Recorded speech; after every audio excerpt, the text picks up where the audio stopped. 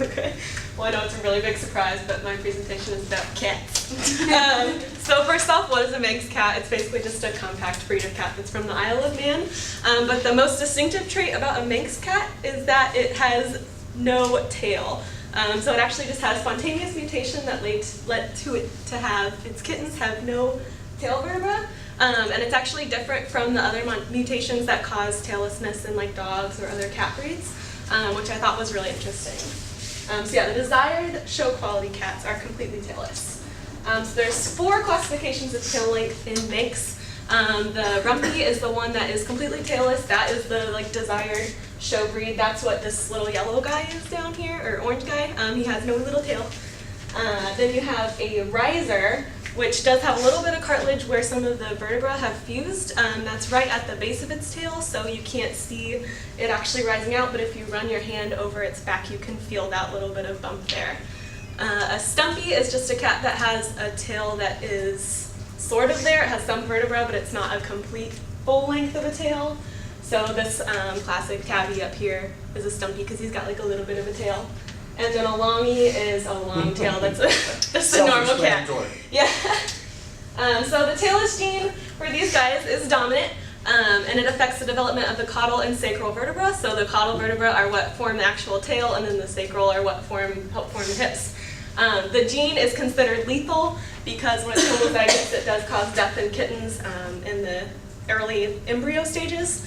And then all Manx cats are considered heterozygous because they must have at least some form of a shortened tail or be tailless.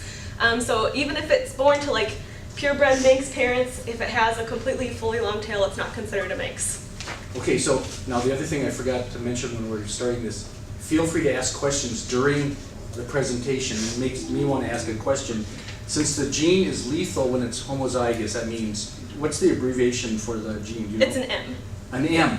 Is big M the dominant? Yes, so big M is the dominant, so big M is lethal. Okay, and big M is lethal, so does that mean their litter size is always smaller than normal? Yes, they have a relatively small litter size, so an average cat litter size would be like 4 to 6. These guys usually only have 3 or 4 kittens. And do they ovulate the same number, but then they deliver less? You know what I mean? I'm not sure exactly. I think that would be the case, that's what it because is. if there's some early embryonic death, yeah, then you would have the same number of ovulations starting out with, but they wouldn't all go to term. Mm-hmm. Yeah, Melissa? So do the kittens, like, are they deleted, like you said, early, like on in utero? Are they born and then it's like a double Merle thing where like they have problems after they're born and then they die? I'll tell you. That leads her to the next slide. Yes. Excellent. So Manx syndrome results because the spinal cord does end at L7, so that's a little bit farther up the back. But the gene that causes the mutation still affects the tissues that form both the spinal cord and the vertebral arch. So spinal defects that are caused from the lack of the tail lead to what's called Manx syndrome. So these are kittens that are born. They do have a shortened tail or no tail, but then they have issues that develop during their lifespan. So these can include a variety of things. It's not just one thing. The most typical is spina bifida, and then they can also have like vertebral gaps, fused vertebra, and then really common bladder and bowel issues are one of the biggest things. So like I said, spina bifida is the major issue that you have. It's just issues with the neural tube and the arches. And it can include, like I said, a variety of things. The most common that I've seen is partial or total limb paralysis. So if their hind limbs are partially paralyzed, it's usually that they can't walk on their toes. They walk on more of like their knees, kind of, and so they look like they're crouched all the time. Or if it's total hind limb paralysis, obviously they can't use them at all and they just drag them around with them. And that is usually tied with incontinence. So does everybody know what incontinence is? If you don't, it is that you are unable to control your bladder and bowel. So that can either be that they are leaking constantly, so they can either be leaking constantly urine and feces, or they cannot express that at all, and so their caregivers have to express it, usually like 3 or 4 times a day. And then you can also just have things like rectal prolapse. I saw a picture of an open spinal cord, which was really gross, so it's just kind of there, not covered by your skin. And then you can also have fluid buildup in or along the spinal column. Okay, so now this begs the question. Some die in utero, right? If they're double M, no, these are not the double. Yes, so these guys are heterozygous. Heterozygous. And they are big ones, M, little m. Yes, and the variation is because it's not just solely that gene, Right, it right, interacts right. with other genes. So these guys are heterozygous, and what happens is they can be born, they can look like they're normal. Usually you will see it before the first 4 months of age. Something here. Yes, one of these issues will happen.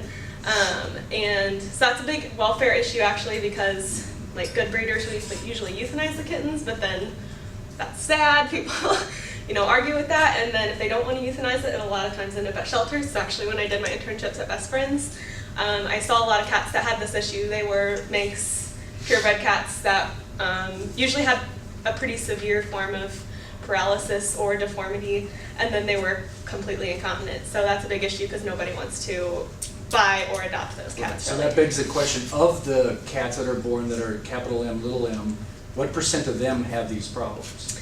I read that it is 13%. I Okay. don't know if that's Okay, completely well, that accurate, makes me yeah. feel a little better. Right. It's not super Better than common. 50% or something. Yeah. I Yeah. was gonna ask, they wouldn't just breed like a heterozygous to a homozygous, like recessive, to get Yeah. like more normal cats, because with that, So have I have it on another slide kind of later on, but what they usually do is they just track their breedings like super closely.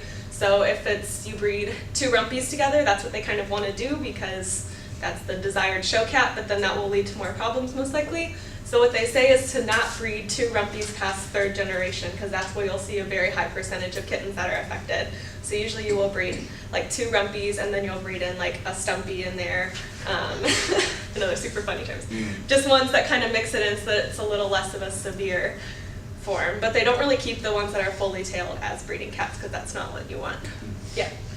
Is it possible, like, if you had the heterozygous cat and it was relatively fine, but you breed it to another cat of a different breed, and the offspring might have the stumpy tail, will it show up those Manx medical problems? I'm not sure what would kind of happen if you crossbreeding. did like the crossbreeding. It's a good question, I don't know either. Yeah. so. Okay, so is this the same thing as a munchkin cat that you like see all over Twitter?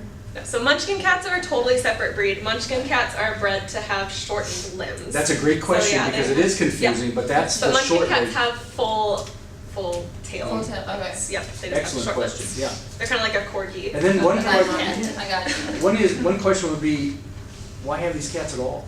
I mean, right, playing the devil's advocate, all these problems? They like them because they're different. Well, yeah, is it Like a uniqueness? show. I mean, Yeah, I think so. Okay. But yeah, so these are some pictures I have.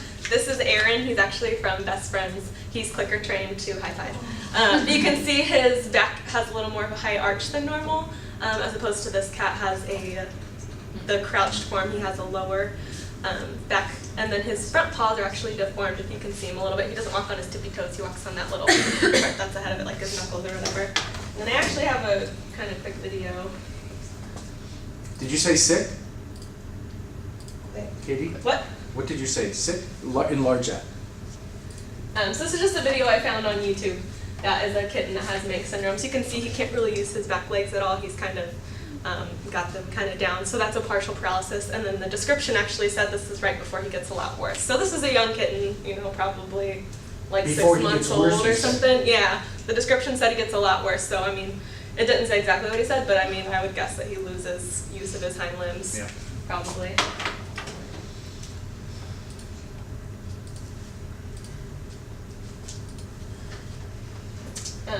But yeah, so like what I was just wanting people to take away from this to remember, obviously we all kind of know, just be responsible when you're looking for breeders. Like I said, responsible breeders track their breedings really closely, and they'll usually keep their kittens up until 4 months because like I said, that's usually when the issue will occur. It's rare that an issue is seen after 4 months, but it can happen. So yeah, just think about it and then And then think the about welfare breeder issues. would euthanize the cat usually? That's what they usually do, yeah. So does anybody have any more questions? Other questions?